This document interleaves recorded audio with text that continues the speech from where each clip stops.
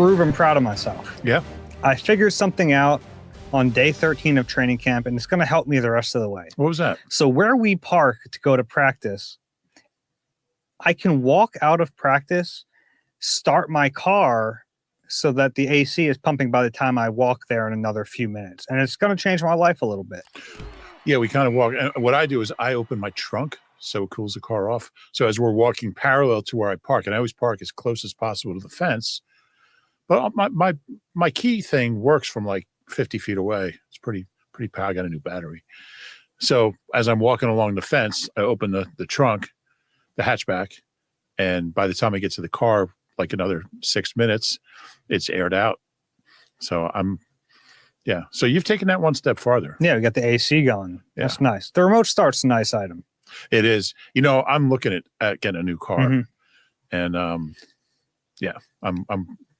got to take all that into consideration. For no reason in particular, may I suggest a Nissan? This is the Eagle Eye Podcast brought to you by Nissan. Reuben Frank and Dave Zangaro. Day 13. I do like your car, so that's certainly I do have mix. a Nissan. Yeah. It is nice. Day 13 of training camp in the books. A really light practice, a really short practice, but that's because we have joint practices coming up the next 2 days. Yeah, we kind of figured it would be a light one, especially coming off, the last few days. It was a long practice at the link Sunday evening, day off Monday. But with these two practices, they're going to be long, hot, padded practices with the Browns.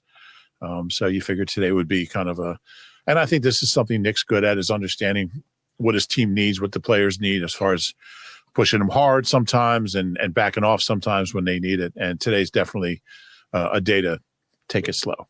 Yep, made a lot of sense. You mentioned Sunday. That was the longest practice of camp so far. Today, the shortest. Was it officially like 2:05 or Sunday? Sunday was 2:10. 2:10. Interesting. Today was 57 minutes. Yeah. But there was still plenty to take away from it. We'll get into that. We'll bring up some of what we heard before and after practice in a little bit, and then we'll answer some questions at the end. But let's start with the injury report. Did not practice, of course, Landon Dickerson with that knee injury. If you haven't heard yet, he's having, you could have heard from us twice yesterday. Multiple chances. Having knee surgery. The hope is that he's back for week one. We'll talk about their contingency plans if he isn't ready. Elijah Cooks, Kenyon Green, Gabe Hall also not practicing. Limited Zach Bond, A.J. Brown, Montrell Johnson, and Byron Young. Some notes there. Gabe Hall left Sunday's practice a little early. He's had a really good training camp, so we'll see how bad that shoulder injury is. I call him BY. Gabe Hall? I said Byron Young. I'm sorry. Gabe Hall, I call him GH. Oh, yeah. That's actually General Hospital, so let's just call him Gabe. Okay. I was talking about Gabe Hall. I know you were, and I just wasn't listening. Sorry. That checks out. It's a long podcast. You can't expect me to listen to you the whole time. Well, BY did come back to practice today, that groin injury. He had missed 4 days, so he's back in practice. So is Montrell Johnson, the running back from Florida, who had a really nice start to camp and then has missed time. We talked about Derek Powell making the most of those extra reps. But Johnson's someone who, if he comes back and he looks good the next few weeks, probably an outside shot at the roster, but definitely practice squad material. I would think so. Out of all those guys, I think he came in with the longest resume from college. So interesting player. It'd be good to see him out there. Yeah. And he looked the part early. I thought he was the most impressive of the running backs who aren't going to definitely be on the roster. Yeah. Roster move before practice. They waived long snapper Christian Johnstone, signed defensive tackle Justin Rogers. Charlie Hewlett now healthy. He's back to long snapping, and they needed some more defensive tackle depth. Yeah, and I think it was big for Charlie, former Brown, with the Browns coming in. He really wanted to get back and long snap against his former team. Show them what they're missing. Exactly. He did spend 10 years with the Browns. He spent a long time in Cleveland. That's a long time. Yeah. With a team that not very good. He'll probably win more games in 2 years here than he won in 10 years in Cleveland. I don't know if that's true, but it sounds not good. true. Yeah, but it might be close. Yeah.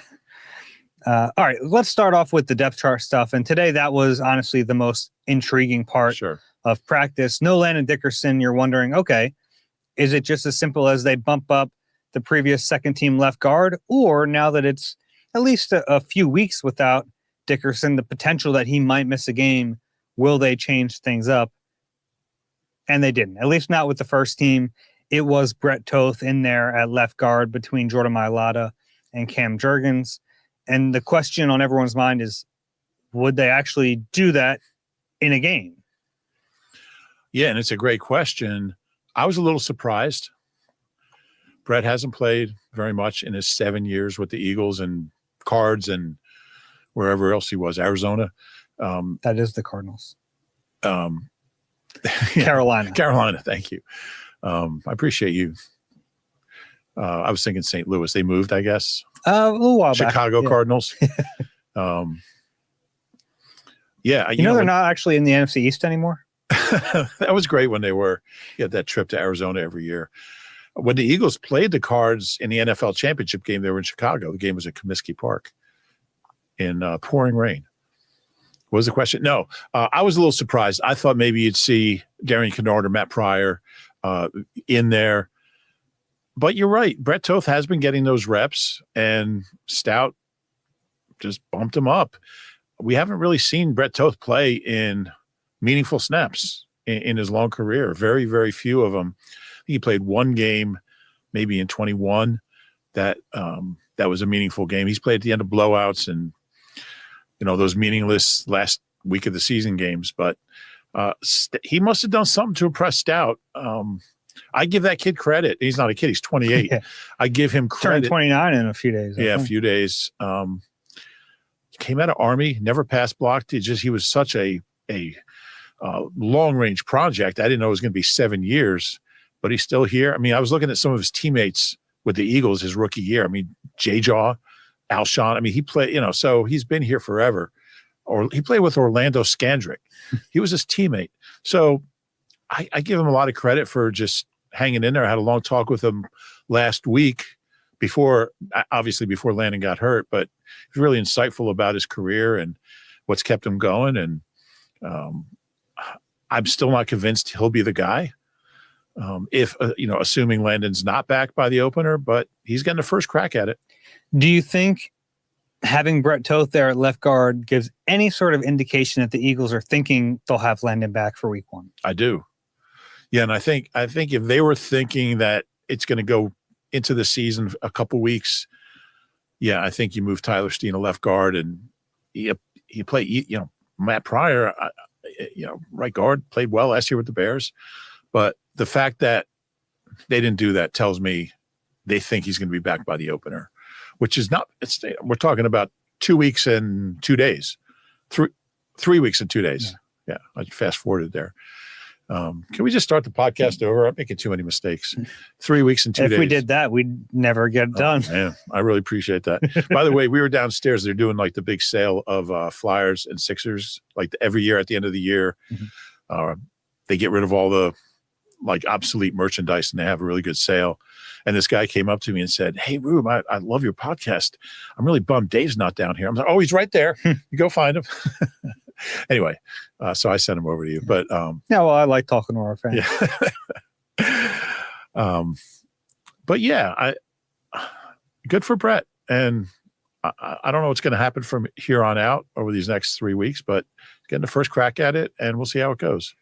Worth noting how they moved with the second team, right? So this is, it's always important to watch the competitions, what I call under the surface. So at left guard with that second team today was Darian Kennard. So, and it was even more notable that Trevor Keegan was at right guard. He's pretty much been on the left side, even dating back to college. And Kennard, all training camp, has been either right guard or right tackle with that second team. Yeah. So the fact that they moved him to left guard today, all right, that caught my attention a little Sure. bit. Yeah. And it'll be interesting to see. Maybe tomorrow the reps will be different. Maybe Darian Kennard will be the first man in at left guard. Wouldn't shock me. I'd be a little surprised by that. I'd be a little surprised, but wouldn't shock me. Stout likes seeing different combinations and different, guys in different positions. But again, there's not a lot of time left, and whoever's going to be that left guard on September 4th, if it's not Landon, needs all the reps he can get. So you can't waste too much time experimenting here, but you got to make sure you land in on the right guy.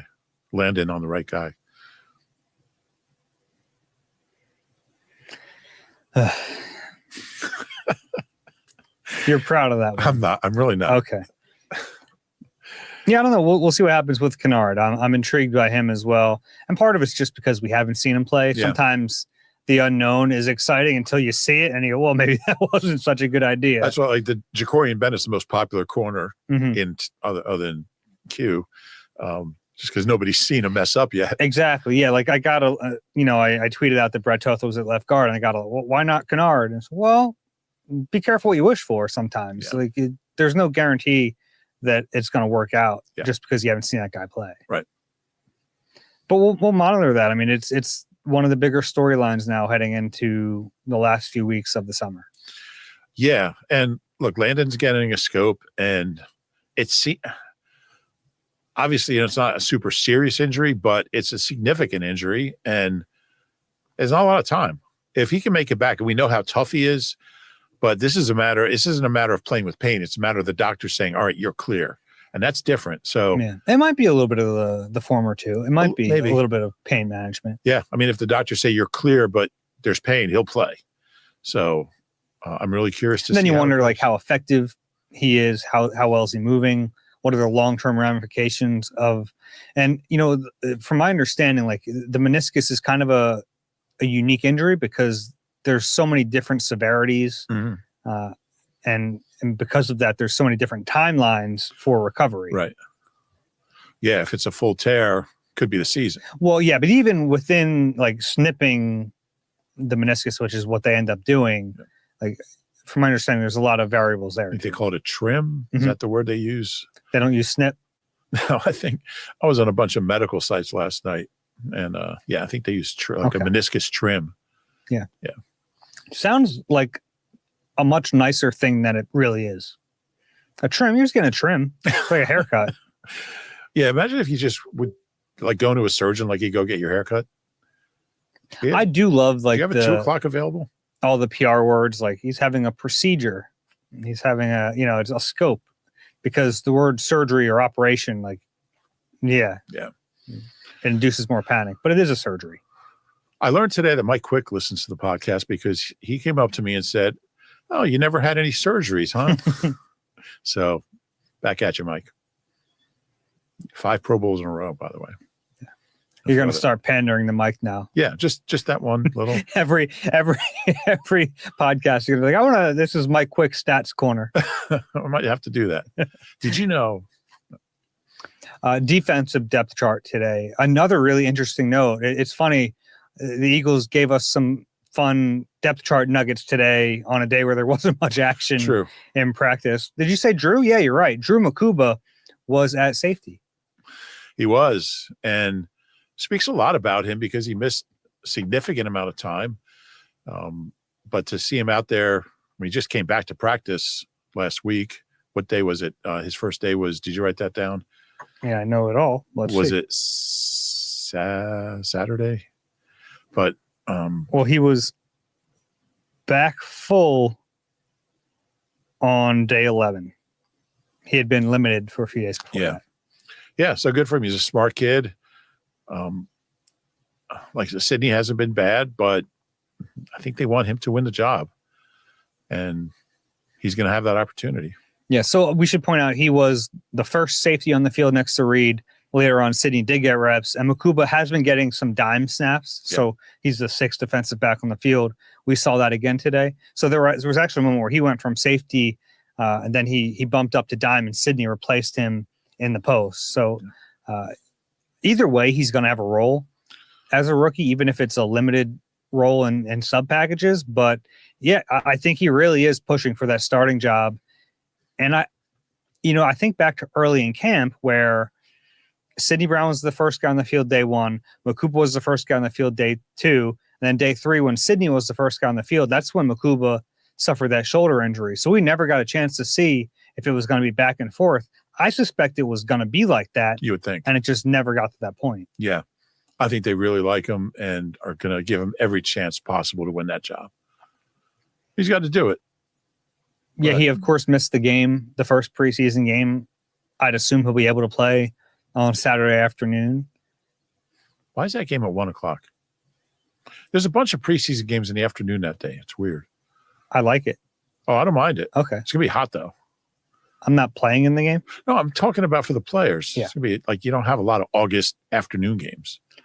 I get it. You're going to have September afternoon games, so You will. might as well. Generally, September's cooler than August. Is that the way Yeah. Okay. It's just, I have a calendar here. I can show you how autumn works. So will it be hotter Saturday afternoon here than it is week 4 in Tampa? I don't know. Probably not. Well, I have to ask Doug Peterson. He's Doug's the resident meteorologist. yeah, he's Actually, John Clark's going to talk to him soon, so maybe Yeah, we can ask Doug. I'm curious about that. Get a weather report. I like Doug. Doug was fun. Mhm. Yeah. So, what's your gut feeling? Who's the opening day starter? I'm going to go Makuba. I'm trying to think if he has enough time. He's got 2.5 weeks. Oh, 3.5 weeks. Yeah. But I think back to like last year, Vic was hesitant to put Cooper out there in nickel. Now maybe he felt better about Avante than he does about Sidney Brown. That was a longer term injury too. It was, but it was very clear that Cooper was going to be good. And he did come back in practice. I mean, he had missed all of the beginning of practice, but like he was back around this time last year because we were in New England his first practice day. That's right. He was already on the field. He wasn't able to get caught up to speed. So as of right now, I'm leaning Sidney, but Okay. I might change my mind based on what I see. Okay. Yeah, because like I don't think it's a given that Makuba is going to be the starter. I don't either, and I don't think Sidney's been bad. I think he's been up and downish, but mainly positive. Yeah, I think there's a little bit of that, right? Like you haven't thought about him that much, which might be a good thing, but he's also not making plays. So I don't think he's been like out of position a ton, but you haven't seen. He knocked the ball down yesterday. He did. That was a really good play near the goal line. Yeah.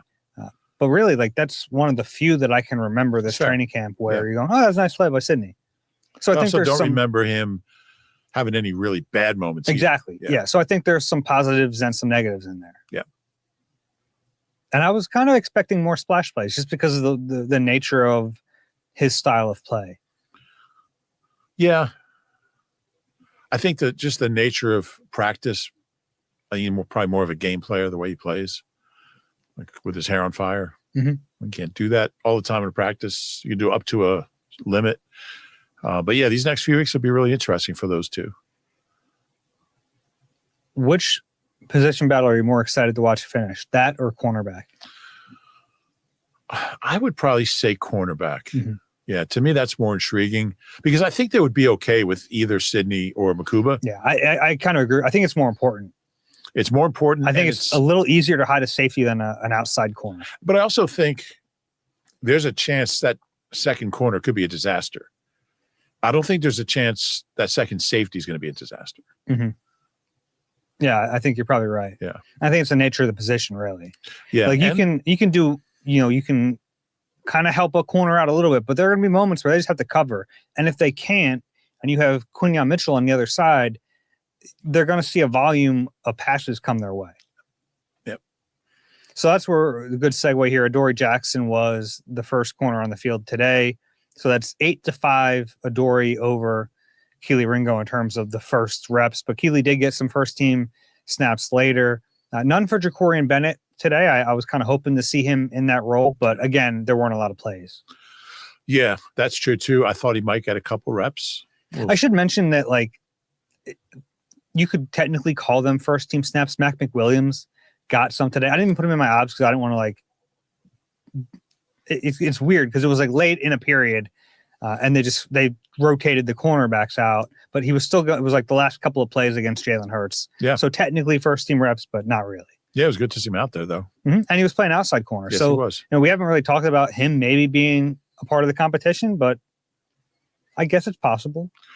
I think anything's possible at that spot. I think that's a reach for him, but it was fun to see him out there in that situation. Yeah, I mean, they put a lot on his plate as a rookie. Very much. I think Vic really likes a Mac McWilliams. I don't know if that means he's going to be on the field as a rookie, but they've played him outside. They've played him at nickel. They've played him at dime.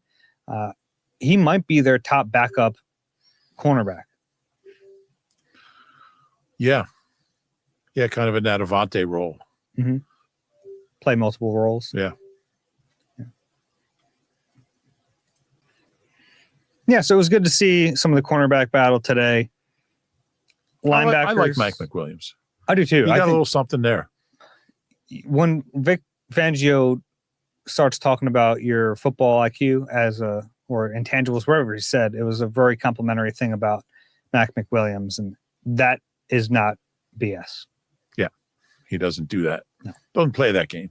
Jahad Campbell, Jeremiah Trotter Jr. were the first team linebackers. Later on, Smile Mondon got out there in place of Campbell, but the real question will come when Zach Bond is a full participant. Who is next to him? Yeah, it's a great question. By the way, speaking of linebackers, I had a nice chat with an unauthorized chat with N'Kobe.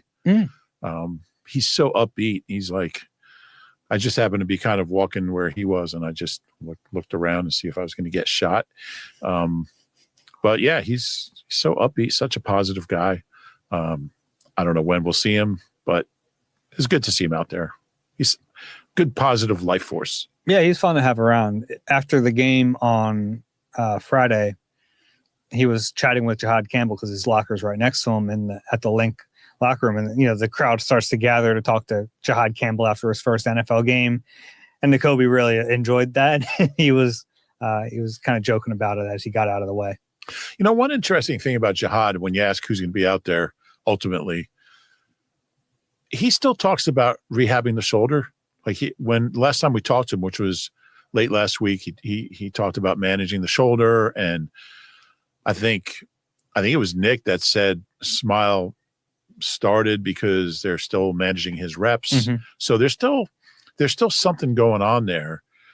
He's not 100%. He's healthy enough to practice and be unlimited, but something to consider.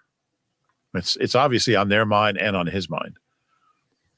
So, yeah, I don't know what to make of that, but you're right. He's still at least not. He's not. I don't want to say he's injured, but he's not maybe 100%. Yeah, and he brought it up. Like, he wasn't asked about the shoulder. Mm-hmm. He brought it up. He was asked about his progress, and he's like, just trying to learn as much as I can and manage the shoulder. Remember what Nolan Smith said? Yeah, his rookie year about his shoulder. I was thinking about that. Yeah. It's my baby. Sometimes it works. Sometimes it don't. Yeah, we were like, what? What do you mean? Yeah. Sometimes it don't. We were concerned. Some notes from practice today. I thought Jalen Hurts, it was obviously limited, not a ton of throws for him. I thought he was really sharp today, though. Yeah. Like, the offense just looked crisp. Yeah, it did. There was... which it didn't on Sunday. Yeah, I agree with that. Yeah. His best throw to me was one across his... Through to you?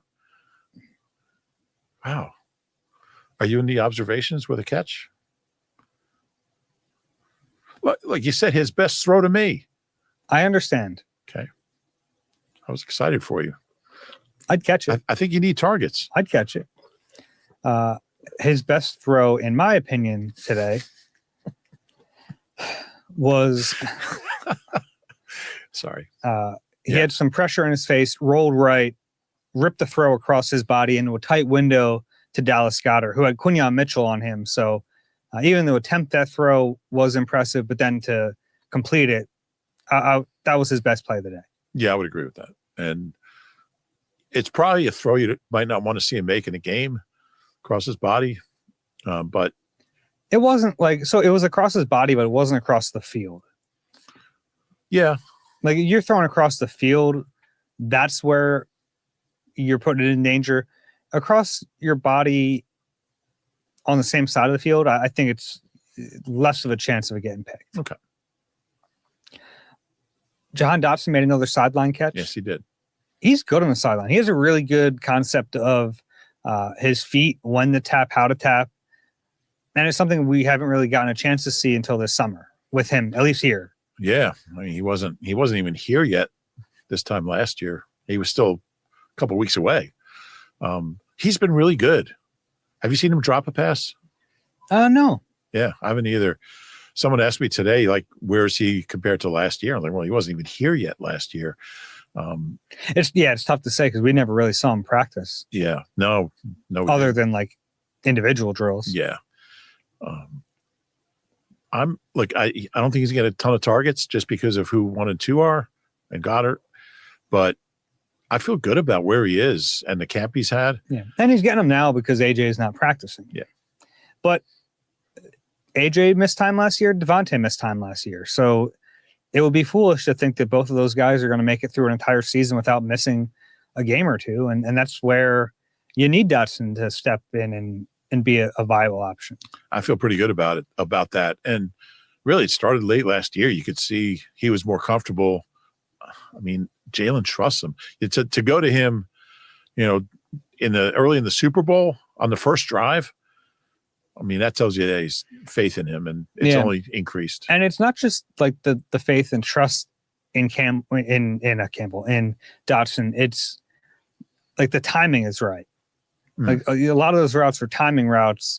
The ball's got to be there. Yes, he has to trust that Dotson's going to be where he needs to be, but you can just tell they've worked together now for a while, and it's more natural. Yeah, I think Jahan told us that they threw together down in Houston during the offseason. Jahan was down there working out with a college teammate, another receiver, and he texted Jalen, "Are you around?" He's like, "Yeah, let's go throw."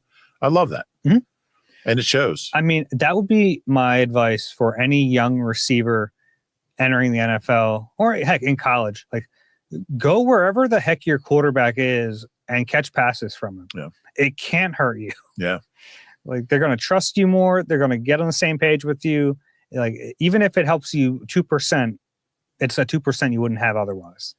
Yeah. And I think there's value of just kind of getting to know each other. Like, you finish the workout and just sitting around and just getting comfortable with each other. Something to that. I also have another dumb piece of advice for young athletes. What's that, Dave? When there are reporters around, go out to practice early and get a workout in. It doesn't have to be much, but if you do that every day, all of us doofuses are going to notice, and you're going to get a lot of free pub out of it. Like, hey, so-and-so on the field, extra stuff this morning. Like, other guys could do it at just a different time of the day, and we don't see it and no one knows about it.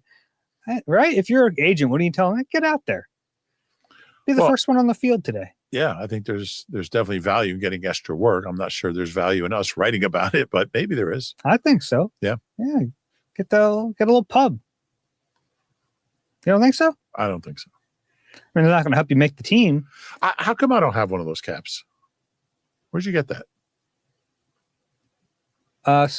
No, don't worry about it. All right. I'm not worried. I just would like one.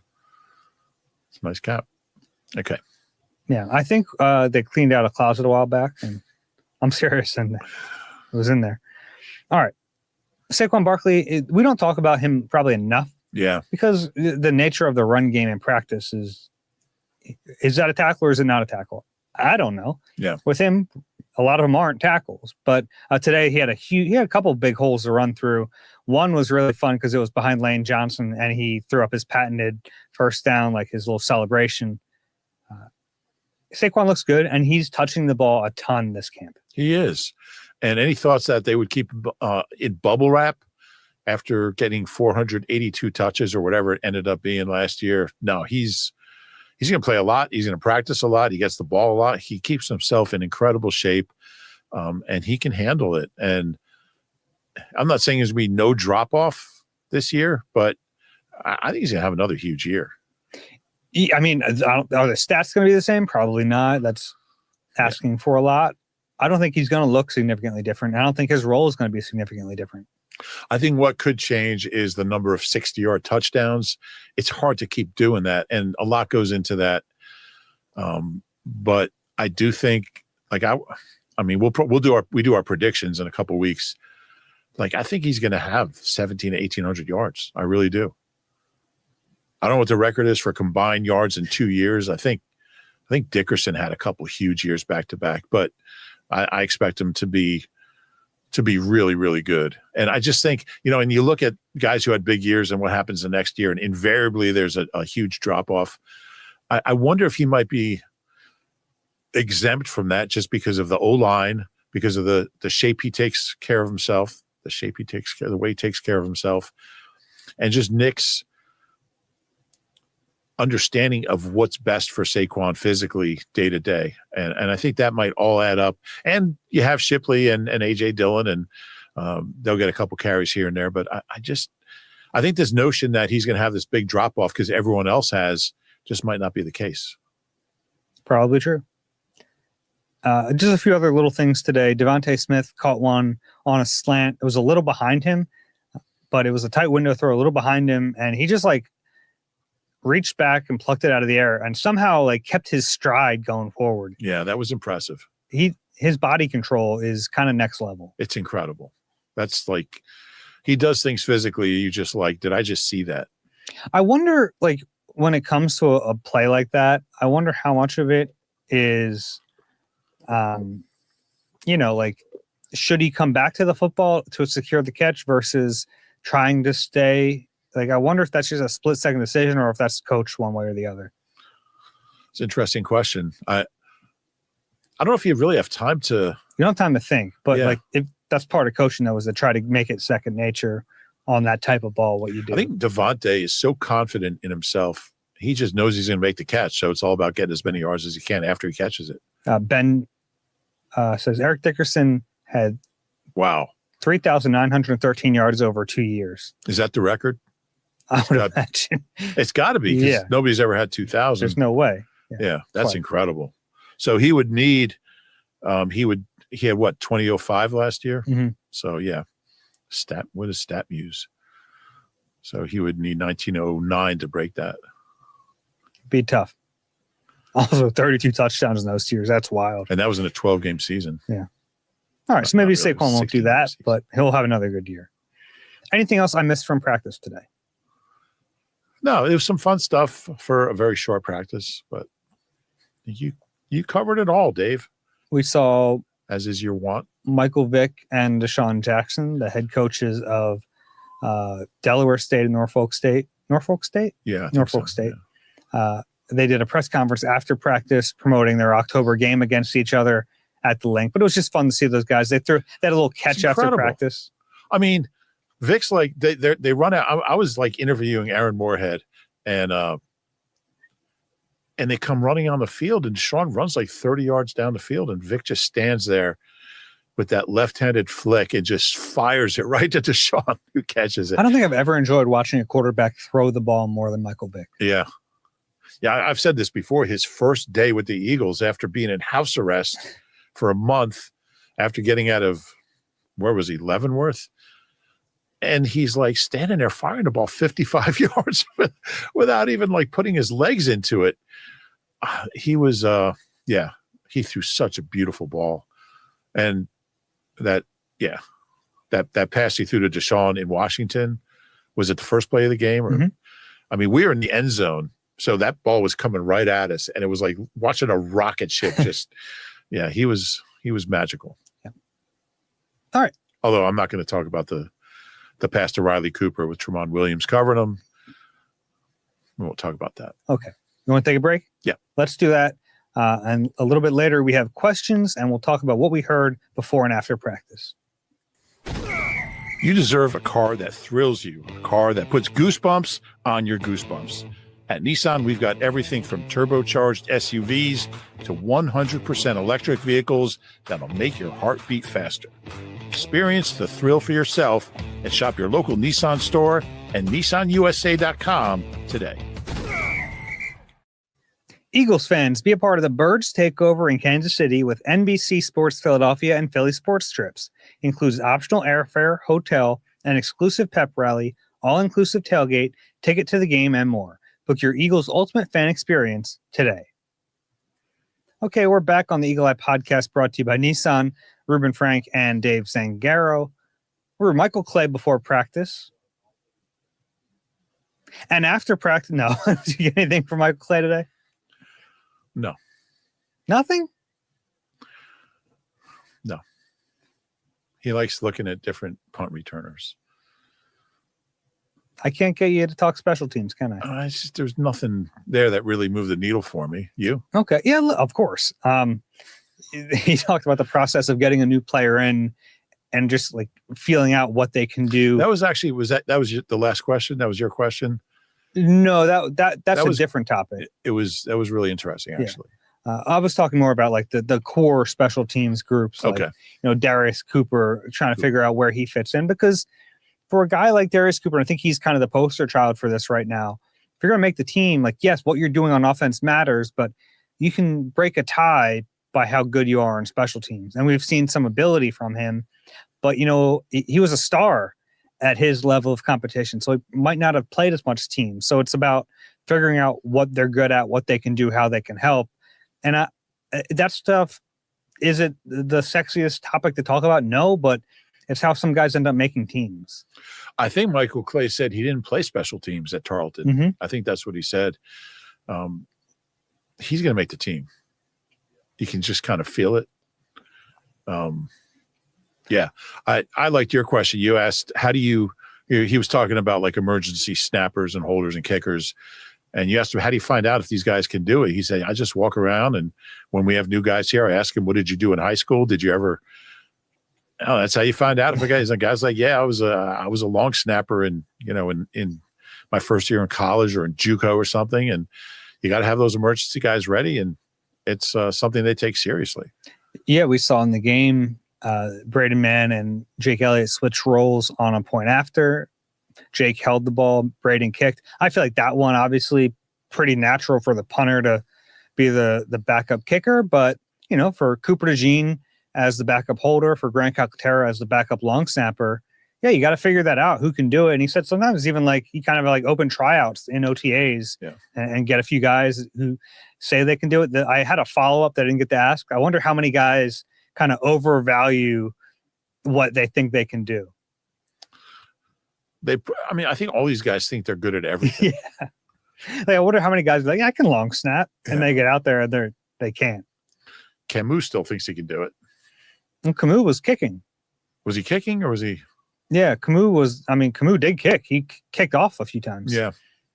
Camus can do anything. At the time, he was dating a soccer player from the area, and she was giving him like tips. Is that right? As a kicker, yeah. Huh. Are you thinking of Michael Kendricks, who? Yeah, Michael Kendricks was trying to be a long snapper during during a game on the sideline. Yeah, that was when John Dorenbos got hurt in 2015. All those linebackers from that area kind of run together at this point. How about after practice? What'd you hear? Like I mentioned, good chat with Aaron Moorhead, wide receivers coach. I was here under Doug Peterson for a year. Mm-hmm. Deshaun came over in the middle of the interview and gave him a big hug. And, that was cool. Yeah, it was cool. Were you over there? I asked him about Darius Cooper and how a guy who played at that level can come in and be so comfortable so quickly, which he obviously, if you watch the game Thursday night, 6 for 82, he was, and he has been in practice. And he said he did have a drop today. He did have a drop today. He said he never was in a huddle in his life, in college. So he said there was a lot of adjustments. He said it's just work. And he said some guys are just come in and act like they belong. And, he said he just like is a guy who got here and there was no being overwhelmed. He said he's just a guy that is so confident in himself, and he comes in and he does the work and the preparation. And he said he was comfortable from day one, and it showed. You can't go out and play on this level. I don't care if it's a practice or a preseason game or against the threes, and look comfortable if you don't have incredible preparation and confidence. And he's done that. Totally agree. Anything else from Amo? That was the most interesting. He talked about all the receivers. He talked about Devontae for quite a while, what makes him special. But the Darius Cooper stuff, I feel funny even saying Darius. I'm not used to it. To me, that was really interesting. I could just start interrupting you with Cooper. You could do that. Okay. Maybe you should. I talked to Andrew Makuba. Yeah. After practice, a good day to talk to him. And he said, he feels like he's caught up. And I asked him, well, what makes you think that? Like, why do you feel like you've caught up? And he said, the way I'm playing and how comfortable I am. Like, he said he feels like he's fully back to being at his best. And he didn't say the word like in the competition, but it's clear that he thinks he's a part of it. And I like that confidence from a rookie who has gotten behind or was at least behind at some point to really feel confident. And I think he'll play on Saturday. I'm excited to watch him play. Interesting guy. And I talked to Sydney, who didn't have a whole lot to say. He can't be thrilled with the situation. I'm guessing. I don't think he's been bad this training camp, like we said earlier, but and I'm just kind of speculating, but I wonder if he feels like it's not really a competition, that as long as Makuba is okay, he's going to win the job. I don't know. I don't know. Well, they might need Sydney both as a backup if he doesn't win the job, but also if they like Makuba they're not a big dime team, but you might have Makuba slide up like we saw today, and then Sydney take a few reps at safety. You're going to need him on special teams. I think he's going to make the team. Yeah, I'm saying, but like it's important to make sure he's going to be engaged. Sydney said one interesting thing. I asked him about during his layoff, how he kept up and tried to make himself a better player. And he said, I didn't do a good job of that. He said, I was so worried about my rehab that I didn't pay enough attention to the Now, I mean, we saw him out there taking mental reps all the time. Mm-hmm. So I'm not sure why he feels that way, but he was pretty serious about it. He said, I should have done more X and O stuff and in addition to the rehab. Interesting. Yeah. Anything else that you heard after practice? Talked to Keeley for a bit. Okay. I asked him about his confidence coming out of the Bengals game, and he said, there's no time for your confidence to wane on this. He said, if you're a cornerback, if you don't have your confidence, you can't play. And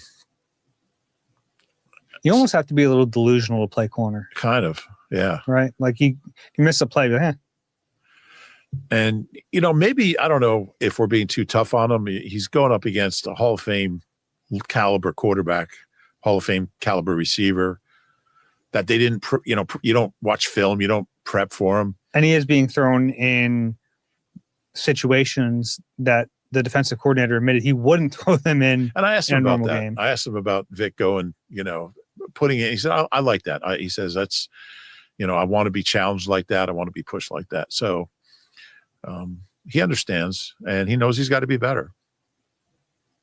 Dory talked as well. I wasn't over there. I was there. Oh, yeah. Yeah. How was he? Fine. Yeah, nothing super notable. Talked to Ty Robinson as well. Wasn't there the whole time, asking about like playing up and down the line. Yeah. And he said he understands that part of his role is going to be to line up in different places along the line, and he feels comfortable with it. Impressive player. Potentially a pretty good rookie class. We'll see. Yeah. Yeah. We'll see. Bullish on them so far. Yeah. Speaking of rookie class, I did catch up with Miles Hinton today, part 3. Somebody came up to me and said, "Oh, Dave's doing an unauthorized interview with Miles Hinton," because he wasn't on the interview list today. Oh. I was like, no. He's okay. It's authorized. Yeah. So that's that'll be out Wednesday. Okay. Fun chat with him about his first NFL action. Yeah, I'm curious to hear what he said. Mm-hmm. All right. Checking that out. Want to take some questions? Yeah. Let's do that. Eagle Eye at NBC Uni. That's NBCUNI.com. QR code on the screen. First one is from, this is kind of perfect, from Darius. You're not going to say Slay? I don't know what that Darius's last name is. Okay. Hey, Dave and Reuben. Greetings from Barbados. Oh. I've been an Eagles fan since the 04-05 season and listening since 2019. Question about Vic. He's done an excellent job in this defense, and I remember you guys stating that he has an amazing staff. Let's say, God forbid, he steps down today.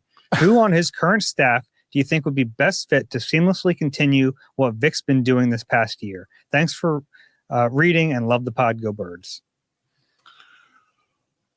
Well, I don't expect that to happen. Clint Hurt's been a DC. I think Bobby King would be very good. The answer is Christian Parker. Christian Parker is going to be a DC at some point very soon. So if there ever comes a time where he's still on the staff and Vic is no longer the DC, if they don't want to lose Christian Parker, they got to promote him. I don't know if the timing's ever going to work out. He might be gone before Vic decides to stop coaching. Or you promise him, look, Vic is going to do one more year. Please stick around. Maybe something like that. Yeah. But he's going to be a DC. His players love him. And, even talking to him, there are some guys you can just tell are good teachers.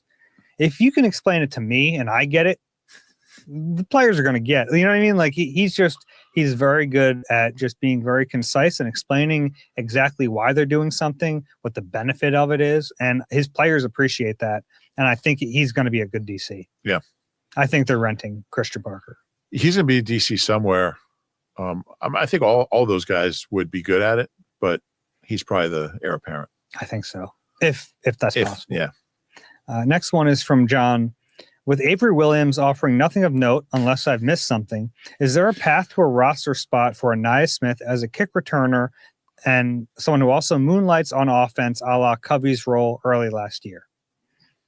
Yeah. I mean, Anais is more of a punt returner. I don't know if he'll return kicks. He hasn't been with that group a ton, but punt returner is possible. Make a play like you made the other day. And Michael Clay was he talked about the cut he made and just he broke down the whole play, which was interesting. But yeah, I think he's a really improved player. And yeah, I think there's definitely a path for him to the 53. Mm-hmm. He's been one of the bigger surprises in camp to me. What is? I think he has been. Anais? Yeah. After last year, I didn't. Oh, I'm not. No, I mean, I think he's been okay. He's been with the punt return group. He's made some plays here and there. He's gotten some first team reps. I don't think he's been like. Well, I don't think he's been incredible, but yeah. I mean, I didn't even know if they're going to bring him back. I guess there's no reason not to, but he didn't impress me at all last year, and he has impressed me this year. Well, okay. Yeah, I thought last summer he started to make some plays right at the end of camp, and then they put him on IR, but then they brought him back. I think they told you what they thought of him. They could have left him on IR all year. Yeah.